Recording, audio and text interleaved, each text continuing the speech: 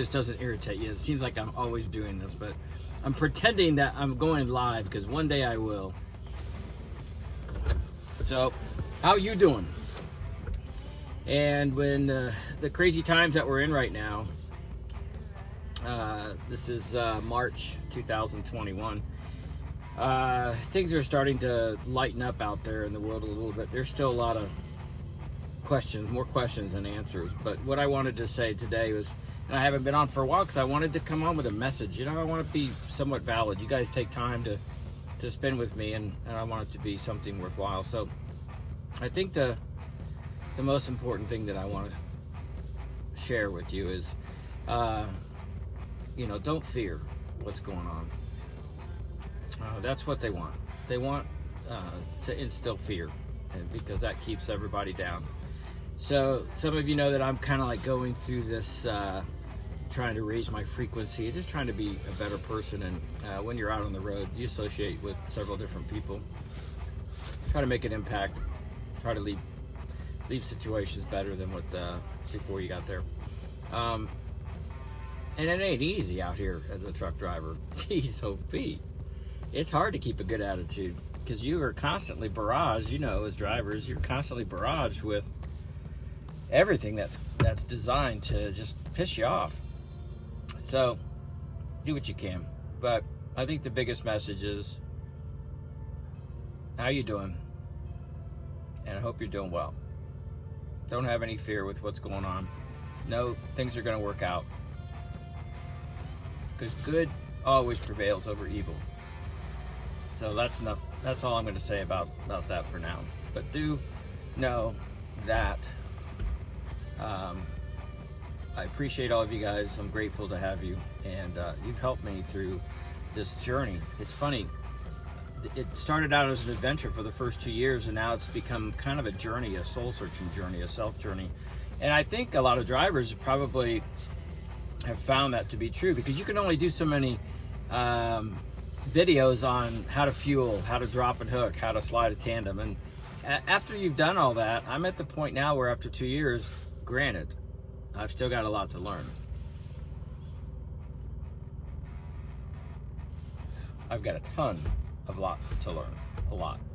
And I don't discount that. I get a lot of advice from a lot of drivers, and I respect that. I think the purpose of my show was, or my channel was, for whatever mistakes I made, that perhaps some of the newer guys coming in can learn from them. And I've made several mistakes, and I've been humble about it and put it out there and shared those with you. That became part of the adventure.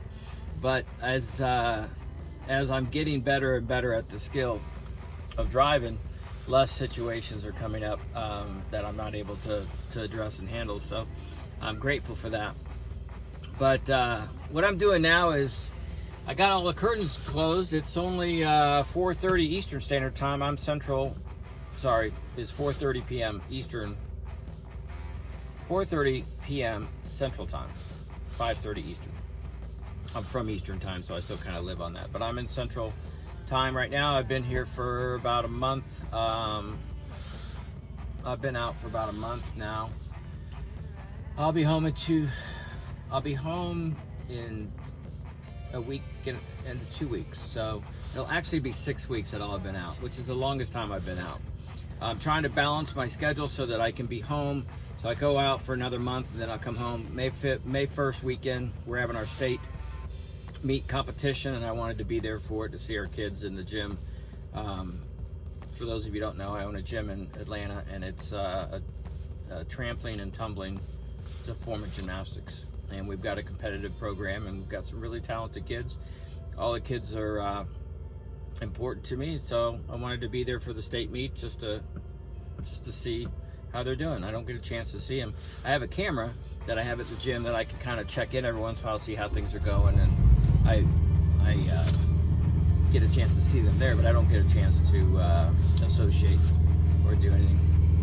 So when I go in, I like to just check it out and see how things are going. So far, we've made it through the storm of this COVID, and looks like our business is picking up. We're probably 65% of where we should be. and it's growing a little bit each month. So things are slowly getting back to normal.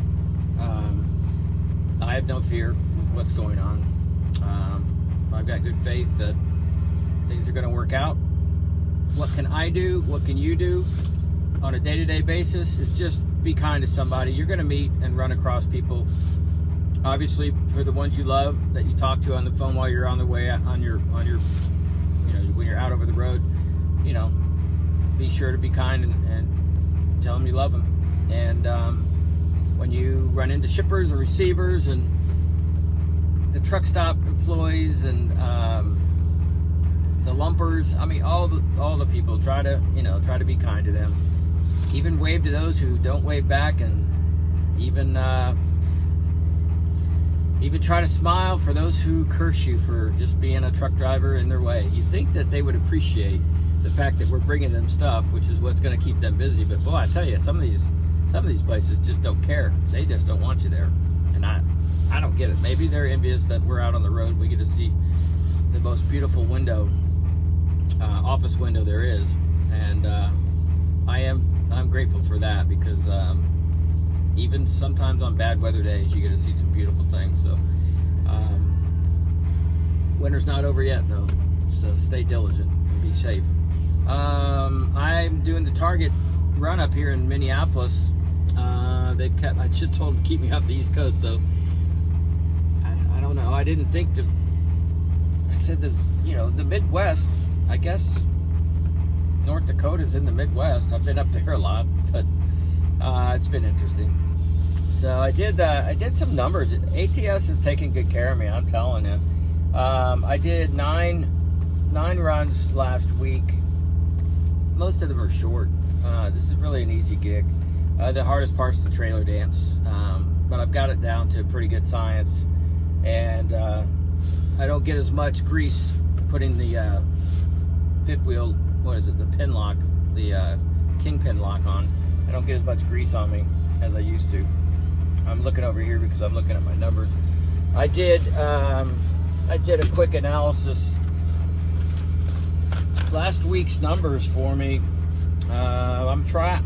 Let's see, $1,625, and that's with 2,300 miles. I average 70 cents a mile, and for a company driver, that's pretty darn good.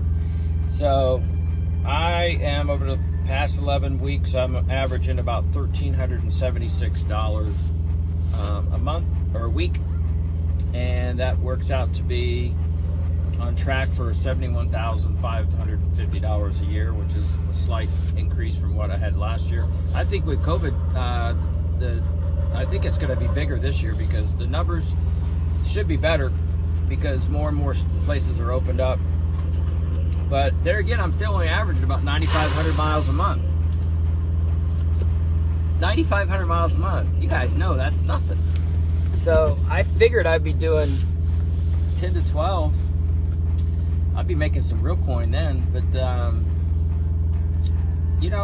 it's all working out. I'm fine. I'm fine with it. I'll take it. I'm off the East Coast for right now. And I'm getting ready to go home in a week. And they'll give me some, I'll at least get 1,000 miles, because that's how far away I am from home. But running the Target out of here has been nice. I've been able to shut down on the premises, bobtail now. When I get done with the video, after I get it uploaded, I'm going to cruise out to Red Lobster and go tuck myself in a spot, and go in and eat Red Lobster. So that's a nice perk for sure on the dedicated part of it. I'll probably run an OTR after I get back from home time, and that's fine too.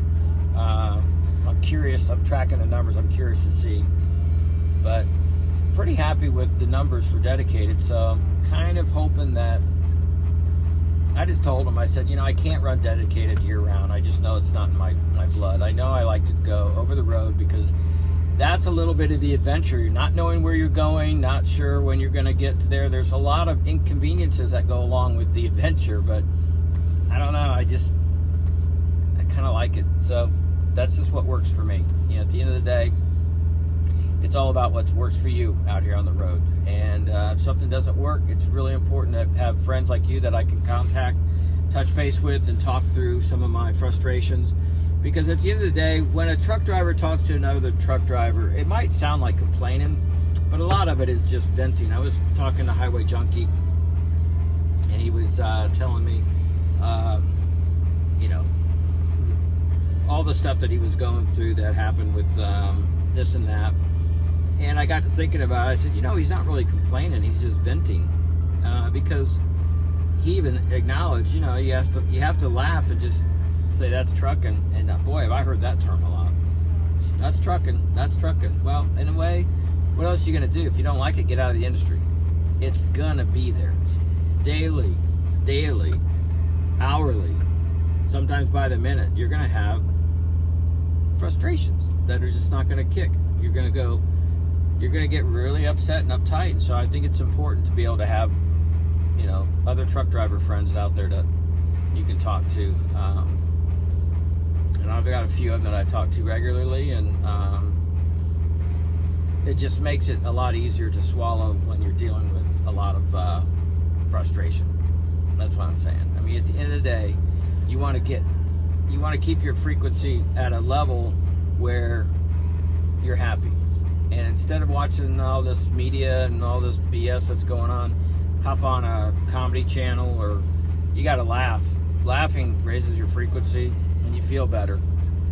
You know, you can't fake it. You got to be happy sometimes, and enjoy the times you are. Be grateful and appreciate what you have. Don't focus on what you don't have. But there are times when you're going to be down and out, and it's going to happen. I mean, this industry, I'm sure it's like a lot of other industries, but it seems like I've done a lot of things in my lifetime, and trucking definitely brings up a lot of sometimes very frequent critical events that you've got to address quickly, and sometimes it'll wear you out. I don't know if I said it last time, but I almost jackknifed a few weeks back, and I was in the process of jackknifing because I could see my trailer I was in the right lane, but my trailer was sliding into the left lane, and this was on the 94 coming down out of Fargo, North Dakota, heading back to Minneapolis. And there was a little bit of rain, slush, and what it was I was empty, and so my drives got a little bit away from me, and I backed off, but that wasn't correcting it. All this happens in like less than 3 seconds. So I went ahead and applied. I didn't touch the brakes. I know that's always a no bueno. So I applied a little fuel just so I can get the trailer back underneath me, and I was able to get it resolved very quickly. And after that, it was a non-event. But I was doing like 55 when I should probably have been doing, well, apparently I needed to do 45. But I got passed by another truck, and I was thinking, well, maybe I can go a little bit faster, and that's when it all got loose. So about a year before, I had a little bit of an incident on almost jackknifing, so I remember that experience, and I was able to push through this one. So not that I'm going to be able to beat every jackknife, but I hope I never get in a jackknife. I try to drive as safe as I can, but literally something can come up so quick. You're just in reactionary mode. It's amazing. But anyway, everything else is going pretty good. When I was coming up to Minneapolis, I saw there was a Walmart I had to deliver to, and I think it was up in northern Indiana or something. I'm not sure. Michigan, Wisconsin, somewhere. I think it was Wisconsin. There was a big Amish area, and the Amish actually had their own like carport for their horse and cart and buggy. And I got some footage in there at the end of this video, and I just thought that was interesting. But whew, I would not want to live like that. I bet they got a lot more stress than I do. So anyway, you guys take care. Things are going fine. I hope you're doing well, and I appreciate you all. Take care.